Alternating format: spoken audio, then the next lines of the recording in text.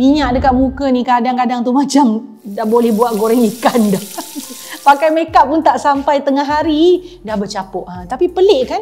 Makin rajin cuci muka, makin berminyak pula kulit. Mungkin tanpa sedar ada beberapa kesilapan yang anda sudah buat tau. Jadi dalam video kali ini saya akan kongsikan 5 kesilapan paling biasa orang yang ada kulit jenis berminyak ni selalu buat dan rutin penjagaan kulit yang sesuai. Jom, let's glow together.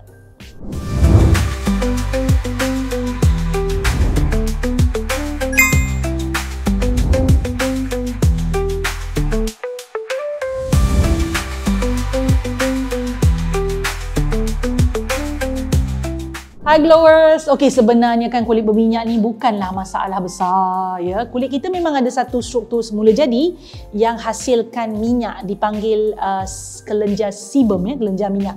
Sebum ni penting ya untuk jaga kelembapan kulit dan elakkan kulit anda jadi terlalu kering. Tapi bila kelenjar sebum, kelenjar minyak ni tadi terlalu aktif, minyak ataupun sebum mulalah keluar berlebihan. Muka pun jadi cepat berkilat, rasa melekit dan kalau tak jaga betul-betul mulalah naik jerawat, pori-pori boleh tersumbat, dia breakout sana sini. Masalah sebenar adalah bila anda tak tahu cara nak uruskan minyak berlebihan ini menyebabkan minyak itu jadi makin tak terkawal. Jadi, jom saya terangkan satu persatu kesilapan yang mungkin buat kulit anda makin banyak minyak tanpa anda sedar. Kesalahan pertama, guna pencuci muka yang terlalu harsh ya. Ramai orang ingat kalau kulit tu berminyak kena cuci betul-betul sampai bersih. Sebab itu ada yang pilih pencuci muka yang macam kuat, harsh ya, berbuih banyak ataupun yang buat muka rasa tegang, rasa stinging selepas pakai. Masalahnya kalau pencuci muka tu terlalu harsh, terlalu kuat, terlalu kasar, skin barrier boleh terganggu dan bila lapisan pelindung kulit semula jadi ni dah tak stabil, kulit mula jadi kering, cepat sensitif, secara tak langsung hasilkan lebih banyak minyak untuk lindungi kulit. Itu yang menyebabkan boleh berlakunya breakout. Sebenarnya kalau nak cuci muka 2 ke 3 kali sehari tak salah pun, especially bila anda nak tanggalkan solekan sebelum berwudu. Tapi lepas cuci jangan biarkan kulit tu kering ataupun tak pakai apa-apa terlalu lama. Terus pakai pelembap atau produk yang boleh melembapkan kulit.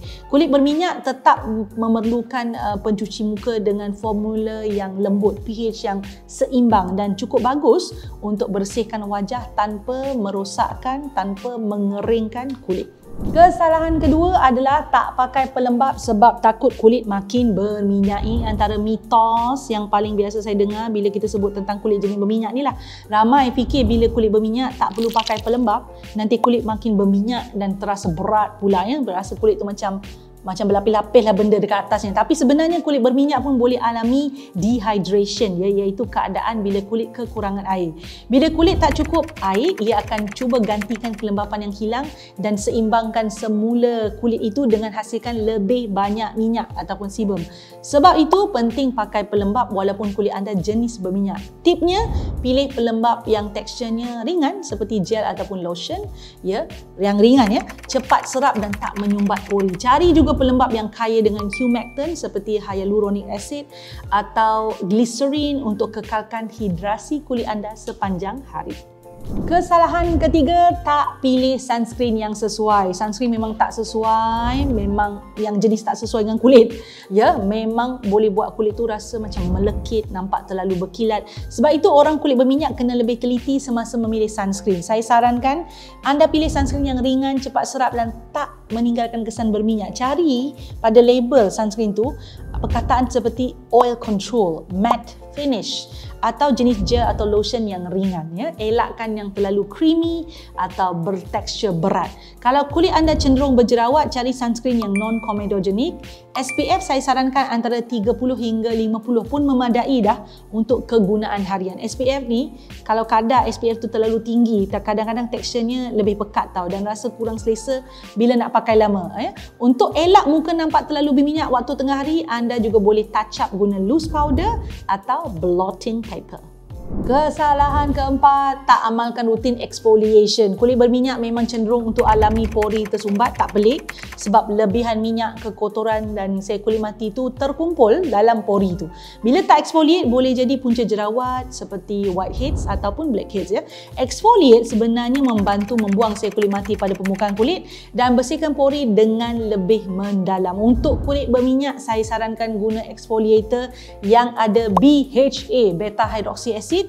Spesifiknya salicylic acid sebab ia larut dalam minyak dan boleh masuk ke dalam liang pori untuk keluarkan sebum dan kekotoran yang menyumbat pori itu. Ya, pilih formula yang lembut juga, sama ada dalam bentuk toner boleh, dalam bentuk serum pun boleh ya. Tak perlu pakai hari-hari, cukup 1 hingga 2 kali seminggu sahaja bergantung pada keadaan kulit anda. Kalau anda amalkan rutin exfoliation ini, pori-pori anda akan nampak lebih bersih, kulit pun akan nampak lebih sihat, lebih licin, lebih gebu. Kesalahan kelima adalah tak pakai produk dengan bahan yang bantu kawal penghasilan minyak.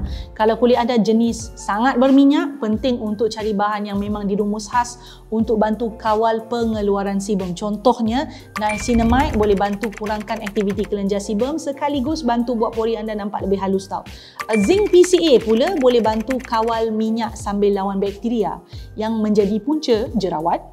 Untuk kulit berminyak yang cenderung sensitif atau breakout, cari juga bahan yang boleh menenangkan kulit seperti Centella asiatica atau tea tree extract.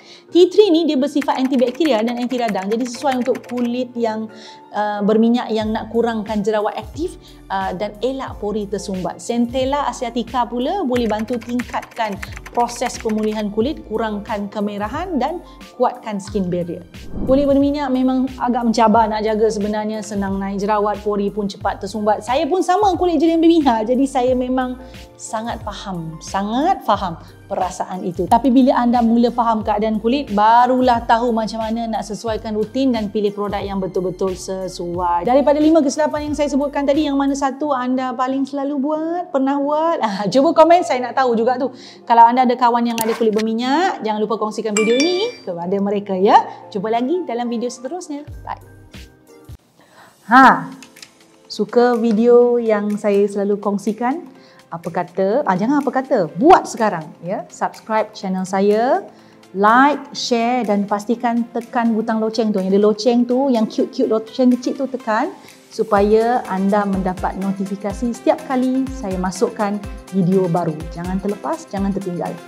Buat sekarang.